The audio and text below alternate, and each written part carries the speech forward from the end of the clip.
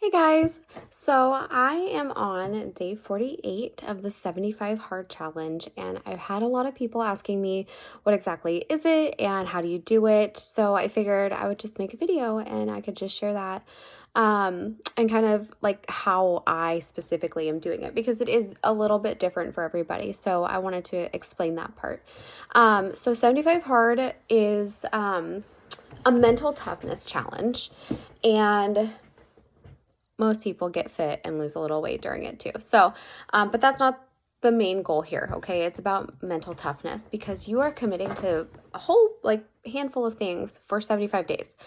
No excuses, no days off, like 75 days you're committing to this. So that's why it's a mental toughness challenge.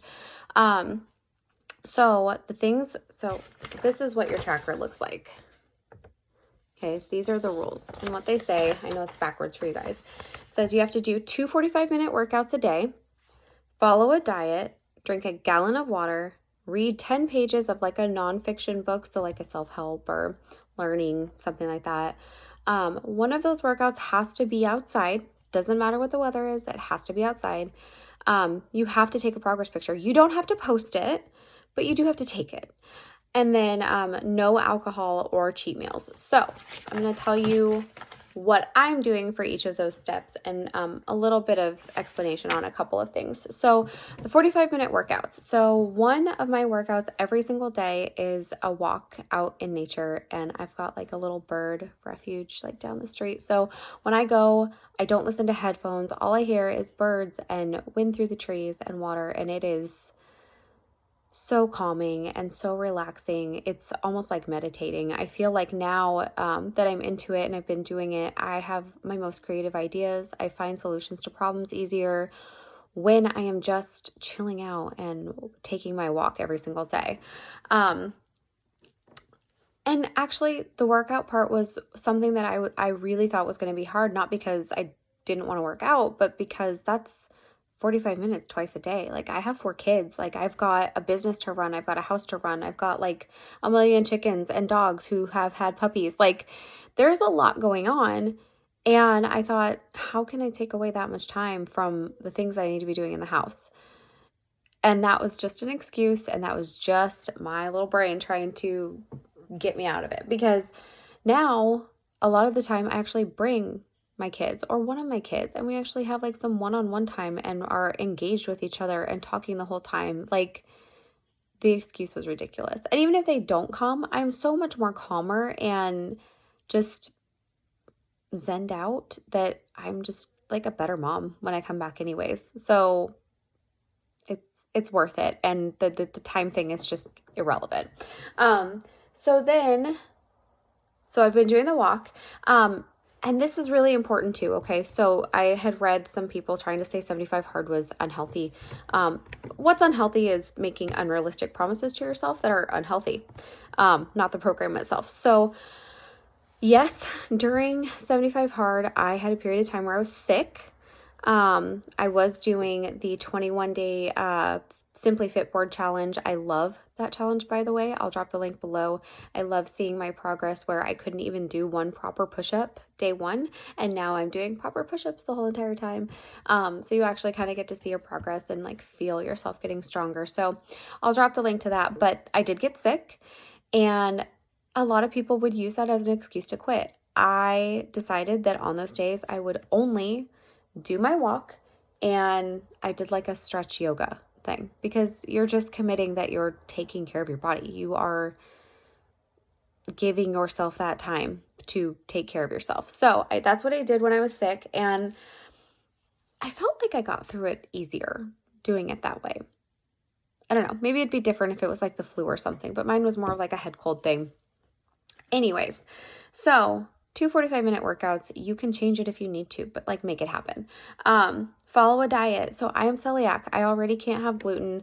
That was a really rough thing for me for a while. I felt deprived because pizza's life. So I try really hard. And I've also had like self-confidence issues like when I was younger and kind of growing up. And so I realized that I don't ever want to be in a place where I feel like I'm punishing myself or depriving myself. When I do that, it doesn't stick.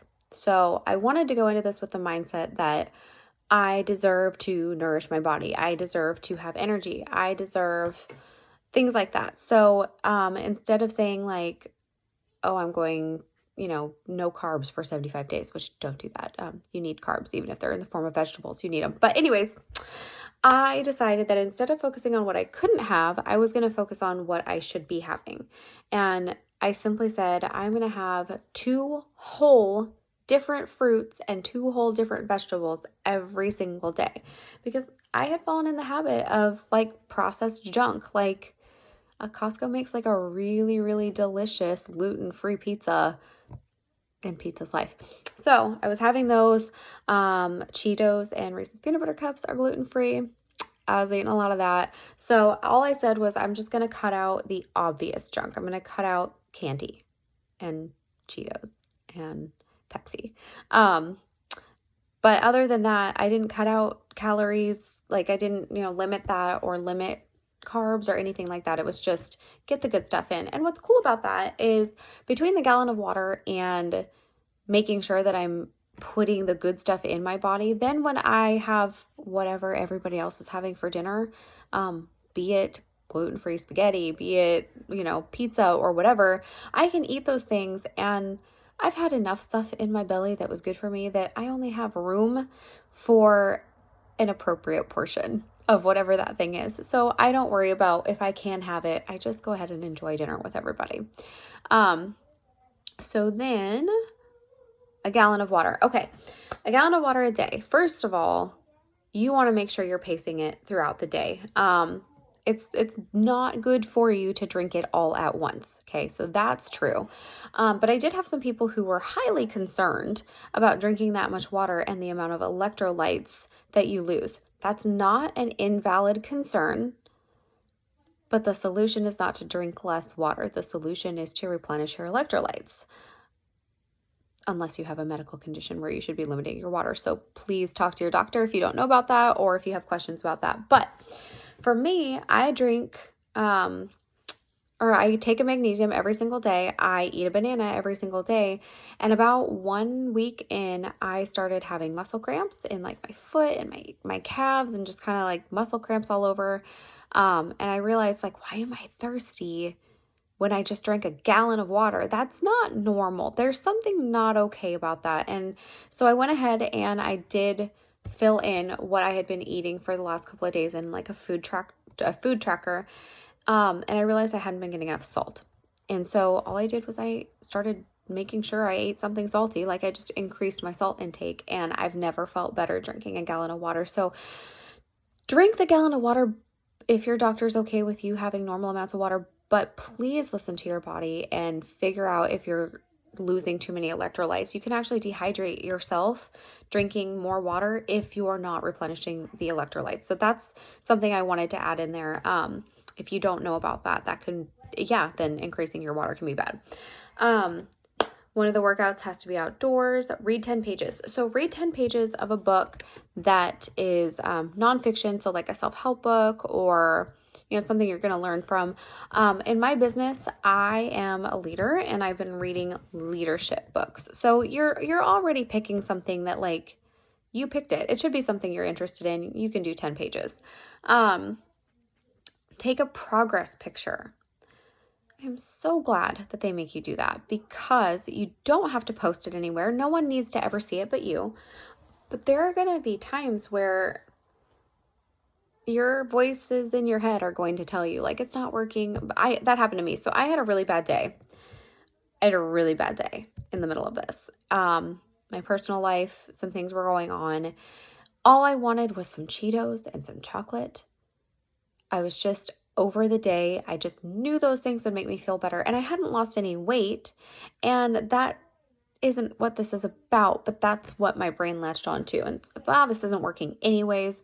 Forget it. Like, what's some Cheetos gonna hurt? Like, whatever, I'll start over at day 1. I just was very negative for a minute.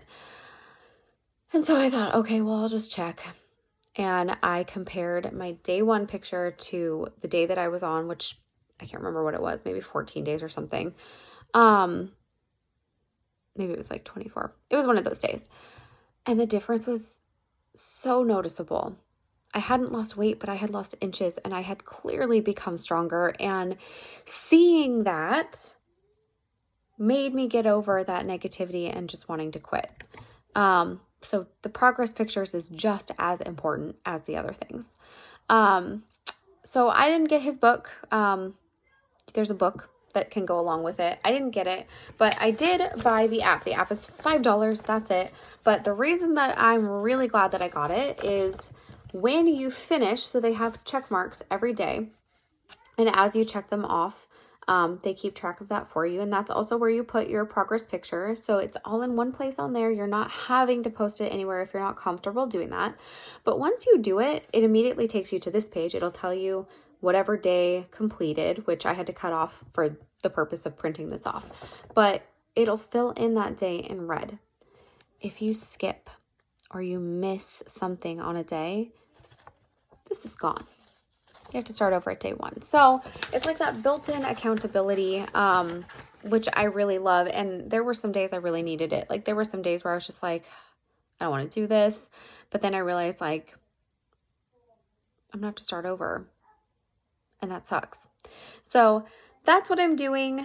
I have lost 2 sizes. I actually put on a shirt yesterday that I thought I had got rid of all the sizes that I had grown out of. And it was one of my favorite like types of shirts. Like when I lost weight, I actually went and bought the same shirts in a smaller size because they're like my favorite little tank tops.